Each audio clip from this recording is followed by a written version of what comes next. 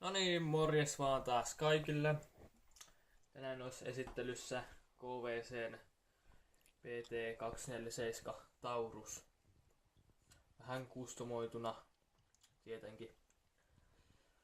Joo, elikäs mä oon tästä itse kiillottanut tän luissin molemmilta puolilta. Päällä on edelleen mustaa, mutta muut on tää krominen tai metallinen, mikä tää nyt on kuitenkin. Toinen juttu, minkä mä oon tehnyt, on äänenvaimentimen adapteri. Siellä niin. Siihen se ruuvailla vaimenninta sitten kiinni. Sitten täältä löytyy alhaalta tuollainen taktinen kisko, minne saa lamppua, laseria, muuta härpäkettä kiinni.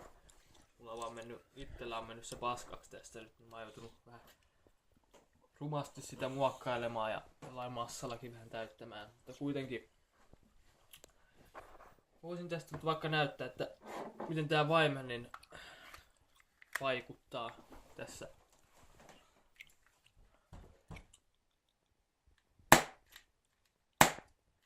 Noin.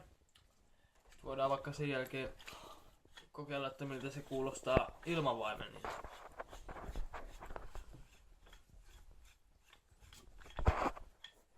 Noin.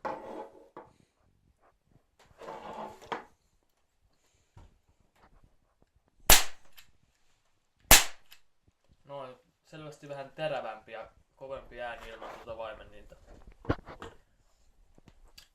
Joo. Elikkä CO2-toiminen. CO2-kapseli menee. Tossa näette tuollaisen reijän.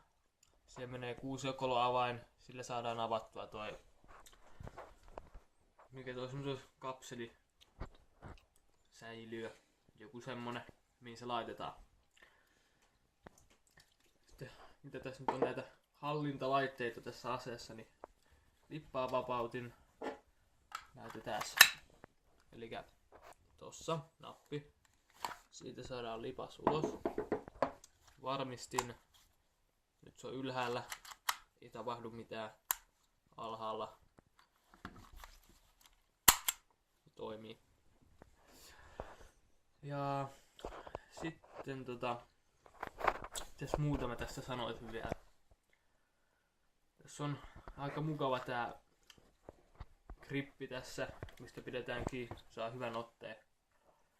Yksi miinus, mitä mä voisin sanoa tästä, niin tää liipasin on melko jäykkä verrattuna noihin blowback-pistooleihin. Eipä tässä muuten, ihan soiva peli.